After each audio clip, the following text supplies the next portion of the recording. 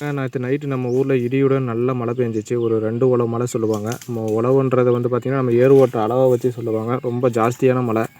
அதனால எந்த வேலையும் இன்றைக்கி பார்க்க முடியாதுன்னு நினைக்கிறேன். நம்ம ஃபஸ்ட்டு ஆட்டுக்கு தலை ஒடிச்சிடலாம். தலை ஒடிக்கிறதுக்காக கழனிக்கு வந்திருக்கிறோம். பாருங்கள், நம்ம தலையை ஒடிச்சிட்டு இது தலை தண்ணியில் படாமல் இருந்தால் தான் ஆடு நல்லா சாப்பிடும். அதுக்காக நம்ம தலையை தண்ணியில் படாமல் அப்படியே ஒரு ஓரமாக எடுத்து எடுத்து அடுக்கிட்டு நம்ம தலையை ஒடிச்சிடலாம்.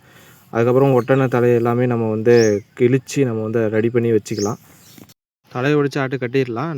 நம்ம ஊரில் மழை பெய்யுறதுங்கிறதெல்லாம் பார்த்திங்க அப்படின்னா, விவசாயியை பொறுத்த வரைக்கும்ங்கிறது ஒரு எமோஷனலுங்க.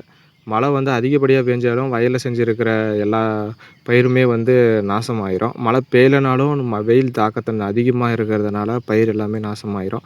பட் இருந்தாலும் நமக்கு விவசாயியை பொறுத்த வரைக்கும் மழைங்கிறது ஒரு எமோஷனல். மழை வந்தால் நமக்கு ஹாப்பி தாங்க.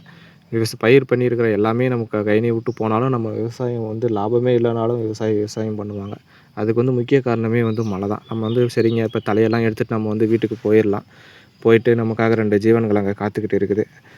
நம்ம ஆடு வெள்ளாடுன்னு சொல்லுவாங்க நம்ம ஏரியாவில். இதை உங்கள் ஊரில் என்ன சொல்லுவாங்களோ கமெண்ட் பண்ணுங்கள். நம்ம இது எல்லாத்தையும் கட்டிடலாம் ஆட்டுக்கு.